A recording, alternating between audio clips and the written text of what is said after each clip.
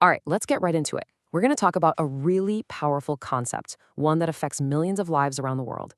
It's called the poverty trap. Take a look at this quote. It's from a study by the World Bank, and it perfectly captures this feeling of being completely stuck in the now. You can't make any plans, you're in for a surprise every day. That right there, that's the essence of deep poverty. So that brings us to the big question, right?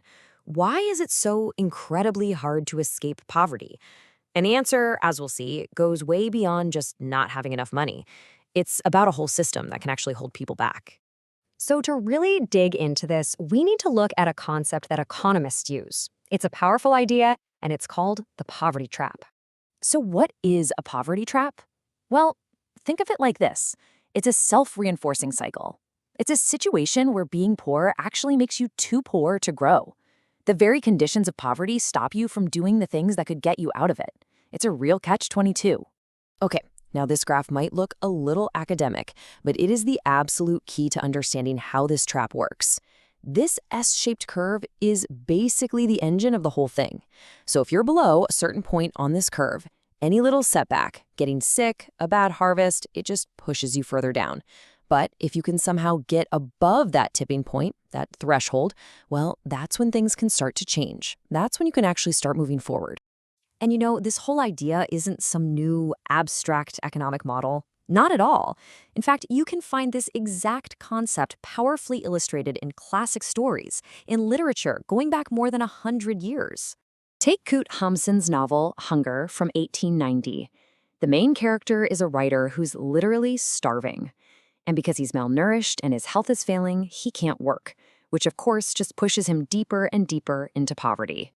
And if we go back to our S-curve, this is a perfect illustration. For this writer, his capital is his health. But since he's too poor to invest in it, by buying food, his health just gets worse and worse. It depreciates faster than he can rebuild it. He's completely stuck on that lower part of the curve, caught in a classic downward spiral. Now, let's look at another path. In Émile Zola's novel, a character named Florent starts off in a tough spot too. But here's the difference. He gets just a little bit of help.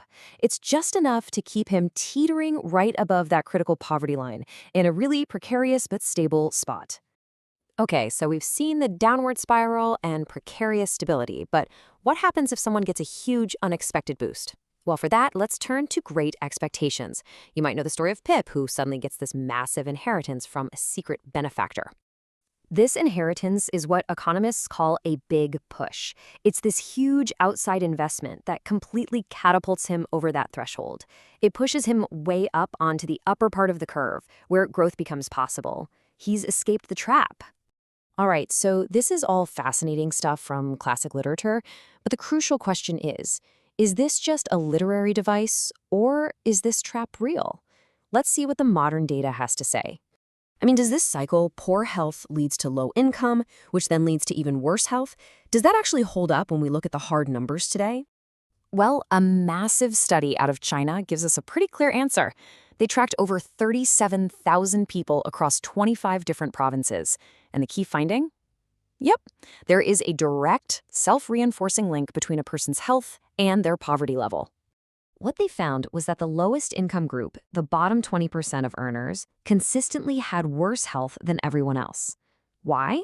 Because economic constraints just make it harder to access healthcare, and that reinforces the whole cycle, exactly like we saw with the starving writer in Hunger. Okay, so the trap is real. The big question then becomes, how do you break it? How do you get out?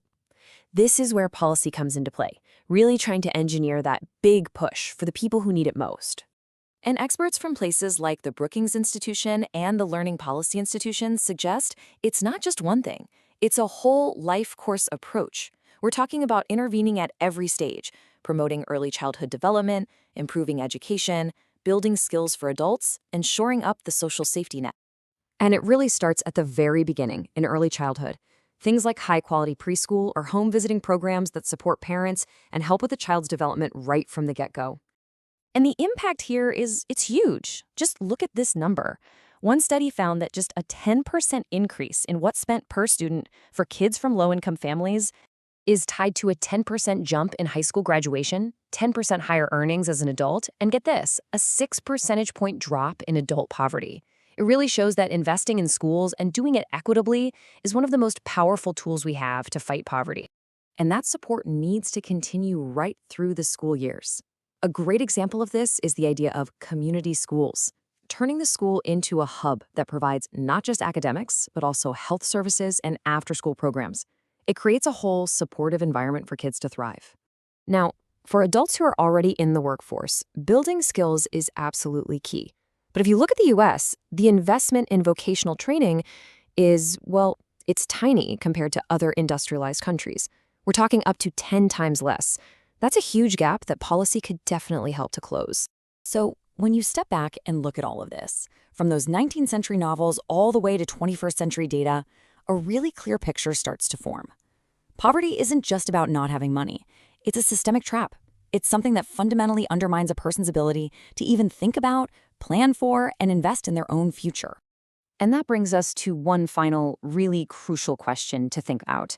If these poverty traps are systemic, built into the way things work, what kind of big push can we as a society create together?